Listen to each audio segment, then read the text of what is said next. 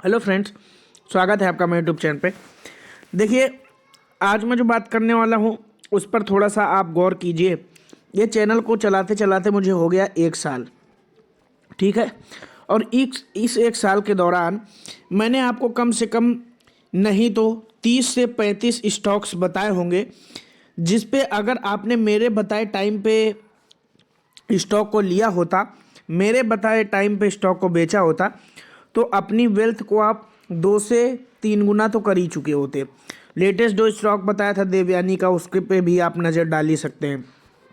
लेकिन अभी पिछले 1 से 1.5 महीने के दौरान मैंने फिर से एक राग अलापा और चिल्लाना शुरू किया कि ठीक है कि मैं बताता रहता हूँ कि निफ्टी आईटी सेक्टर आपको लॉन्ग टर्म के लिए ज़रूर निवेश करना चाहिए। लेकिन आपको अच्छी तरीके से पता होगा, पिछले 1 से 1.5 महीने के दौरान मेरा जो फोकस रहा है वो रहा है आपका निफ्टी बैंक पर टॉप के 5 स्टॉक्स को पिक करने की। अब आप देख सकते हैं इन टॉप 5 स्टॉक्स ने अभी एक हफ्ते के दौरान आपको 8 से 12% तक के रिटर्न्स दिए हैं, यानी मिनिमम 8% और मैक्सिमम 12% तक के रिटर्न्स दिए हैं। और आगे भी मेरा मानना है आने वाले 3 से 4 महीने में इस सेक्टर में आग लगी रहने वाली है। देखिए, बैंक निफ्टी 41,829 के लेवल को टच करने के बाद आपको 32,800 के लेवल तक करेक्ट होके मिल रहा था। तभी तो ये वीडियो बनाए थे मैंने, आप देख सकते हैं। Bank Nifty investors sigma strategy, आज इस स्ट्रेटजी की दोबारा से मैं बात करने वाला हूँ। निफ्टी के सारे इंडेक्सेस में भयंकर बिकवाली आप देख सकते हैं। निफ्टी के बैंकों में भी भयंकर बिकवाली थी।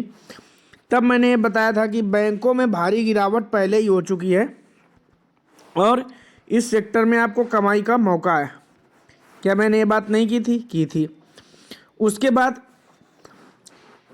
निफ्टी बैंक में गिरावट हुई तो कमाने की मैंने रणनीति बताई। अब चलिए टॉप के बैंक्स की बात कर लेते हैं। देखिए, एचडीएफसी बैंक का अब टारगेट आया भैया 2050 का।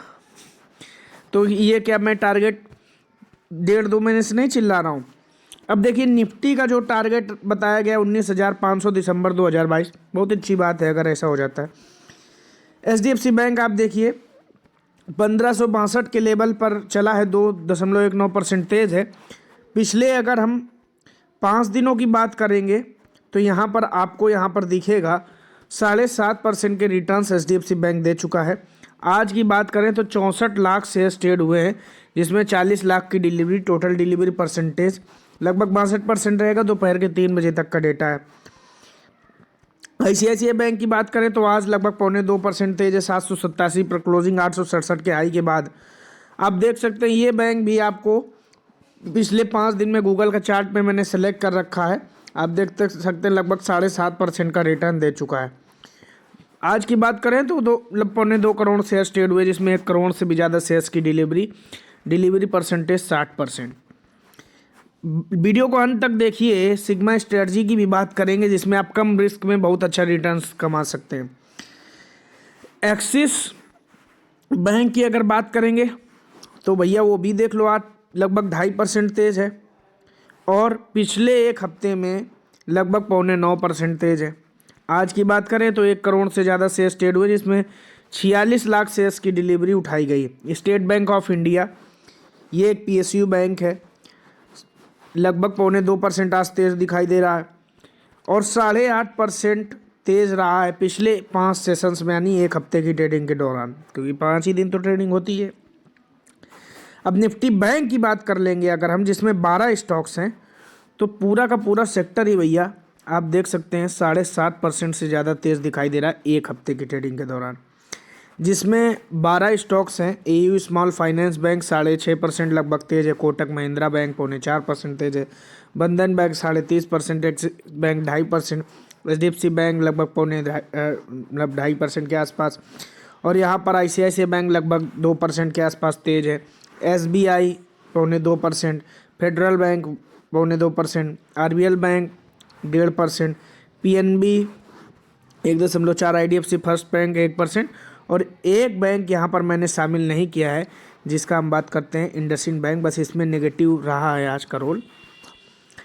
SBI की बात करेंगे तो हम बताएं गवर्नमेंट का बैंक है, पैसा लगाइए 700 के टारगेट पे। एक्सिस बैंक में टारगेट पे 900 के टारगेट पे लगाइए, ICICI बैंक 1100 के टारगेट पे खरीदिए, HDFC बैंक 2100 के टारगेट पे खरीदिए, बताते रहते हैं। चलिए अब सिग्मा स्ट्रेटजी की बात करते हैं कि कुछ लोग पूछते सर सारे बैंक अच्छे हैं तो खरीदें कौन सा। तो भैया मैंने तो कहा है कि कभी भी म्यूचुअल फंड में ब्लू चिप में आप निवेश मत कीजिए। उसमें क्या है ना, जो समझदार कम है उनके लिए, जो थोड़ा बहुत ये रिसर्च और चैनल देखता है ना या मार्केट में बना रहता है, उनके लिए सिग्मा स्ट्रेटजी यही है कि वो सेक्टोरियल म्यूचुअल फंड उठाए। अब सेक्टोरियल म्यूचुअल फंड उठाने का फ़ायदा क्या है कि जब वो सेक्टर डाउन होगा, उस सेक्टर में 10 से 12% का करेक्शन होगा, SIP हम तभी करेंगे, ठीक है।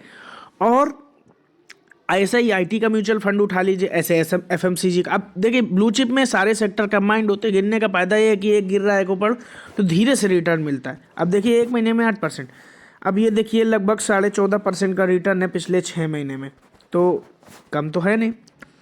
यहाँ देखिए HDFC बैंक में इन्होंने लगभग 22% पैसा लगा रखा है, ICICI बैंक में लगभग 16%, एक्सिस बैंक में 8%, तो ये हो गया आपका 45 और 7 52% इन टॉप 4 में लगा रखा है।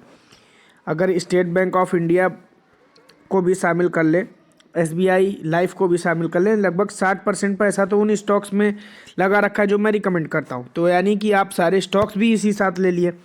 अब कुछ है छोटे छोटे जैसे Manappuram finance, SBI cards, Muthoot finance, जिनमें हमारी नज़र रेगुलरली नहीं जा पाती है, bank of Baroda, Kotak Mahindra bank, LIC housing finance, credit, access ग्रामीण,